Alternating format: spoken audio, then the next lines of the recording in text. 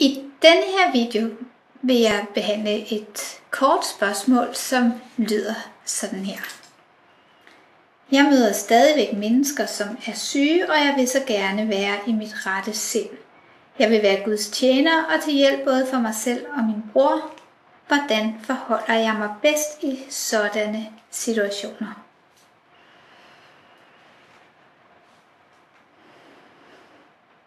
Ja, du siger, at jeg møder stadigvæk mennesker, som er syge. Det tror jeg, du vil blive ved med at gøre, så længe du tilsyneladende er i drømmen.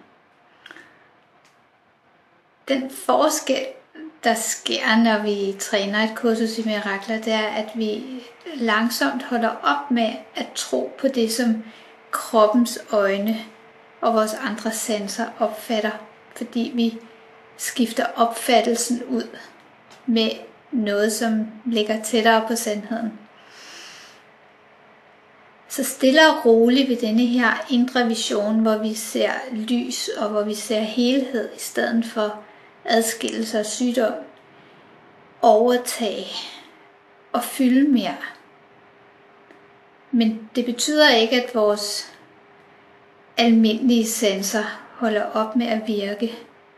Vi holder bare op med at tro på dem.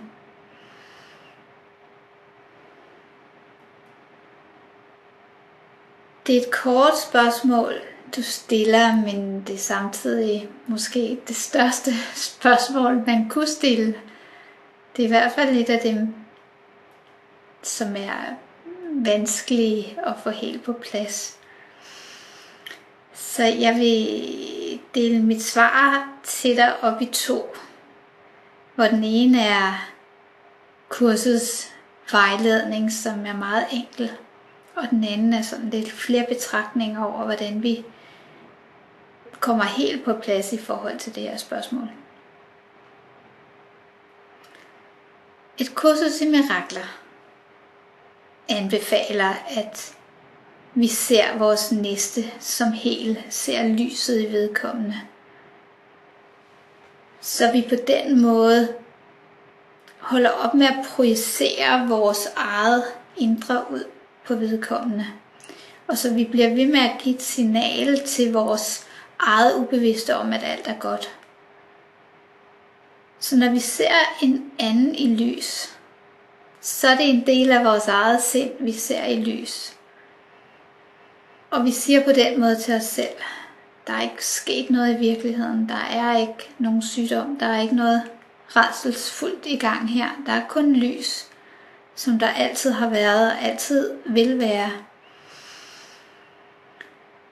Så det er en god træning, når som helst vi møder noget i drømmen, som ikke føles rart. Så se lys i stedet for, fordi lys repræsenterer enhed.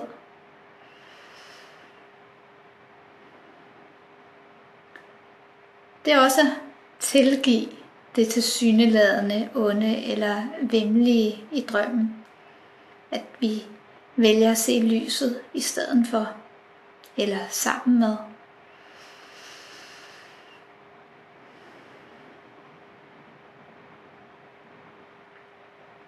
Så der er ingen tvivl om, at det at se vores næste som helt, når vi nu en gang imellem er tæt på en, som er syg eller har problemer af en eller anden art. Der er ingen tvivl om, at det gavner at se lys i stedet for. Det er også en langsomlig proces.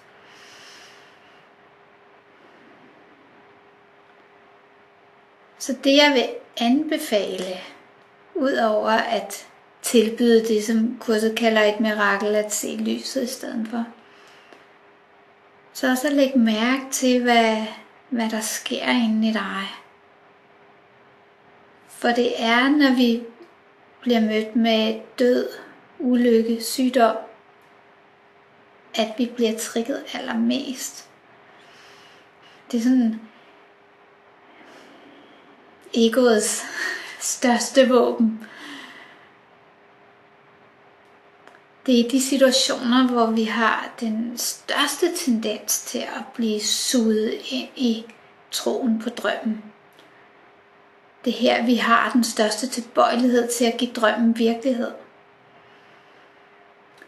Så når der sker noget i drømmen, som vi virkelig ikke synes om, så det er der, vi skal være mest overvågne.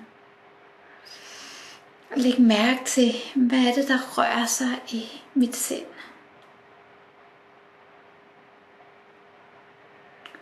Hvad er det, der sker inde i mig, som gør, at jeg hopper på og gør det her virkeligt?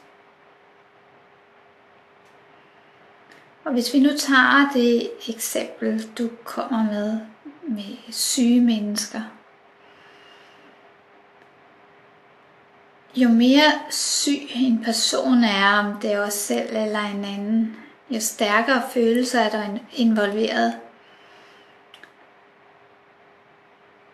Hele egoets tankesystem bygger omkring denne her tro på, at vi har en krop, som vi skal holde kørende og gående og allerhelst i god form livet igennem. Og egoet frygter sin egen død, hvis kroppen forsvinder. Så det er rigtig stærke egofølelser. Frygt for at forsvinde.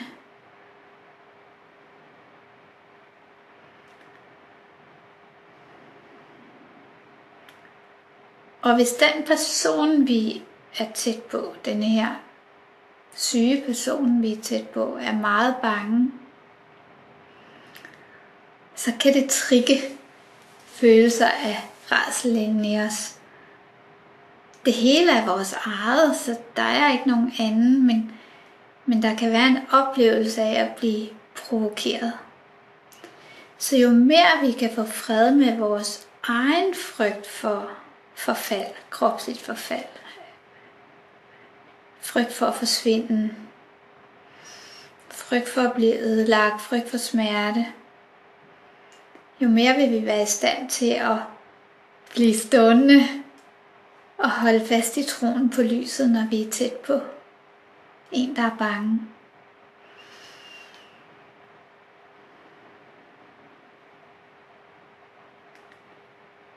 Jeg synes, at det her er det sværeste område.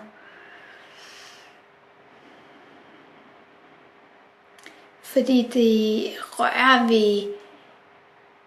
ved os på instinktplaner, som handler om overlevelse.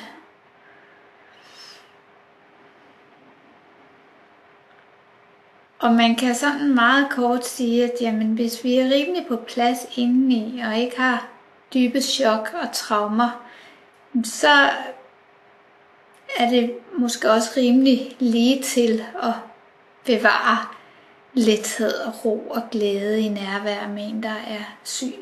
Og det er det bedste, vi kan gøre for den anden, det er at have den der lethed, som afspejler, at vi ved, at der ikke foregår noget alvorligt, og der er slet ikke noget, der er virkeligt. For det vil påvirke den der tilsyneladende anden til også at finde mere ro. Men for at kunne have den ro, så er vi nødt til ikke at blive skræmte selv.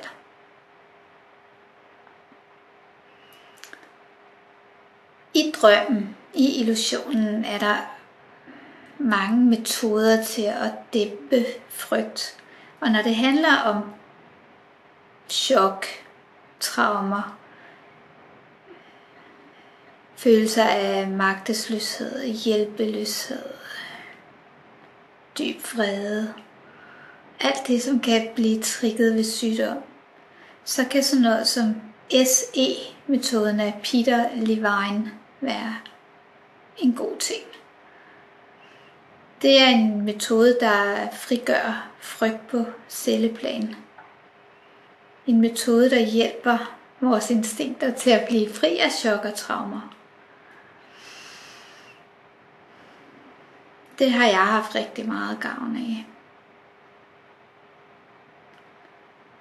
Det hjælper til ikke at købe virkeligheden af det, når vi står over for en, som er chokeret, som er meget bange.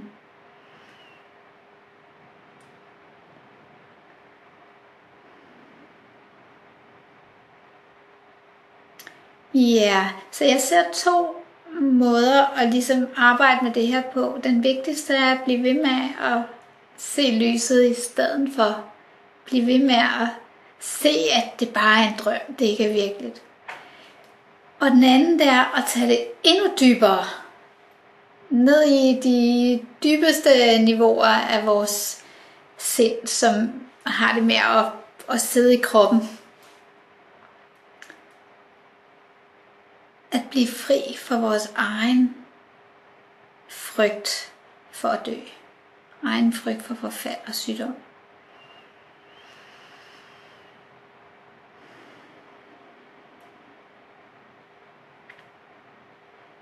Ja, fra det sted, når vi ikke selv føler os bange,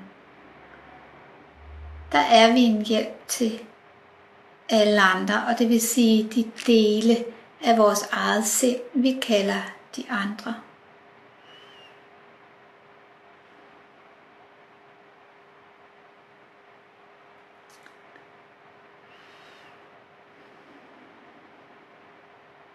Jeg håber, at det var til hjælp. Sådan helt kort, så handler det om ikke at købe den der historie, ikke at hoppe på. Og hvad vi end kan gøre for at blive stående i den her indre følelse af lethed og glæde. Indre følelse af tro på, at alt er godt. Alt det kan bruges. Det er noget, kurset siger flere gange, at det er en god idé at mindske frygt.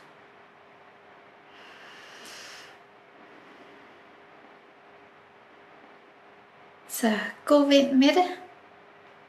Hej igen.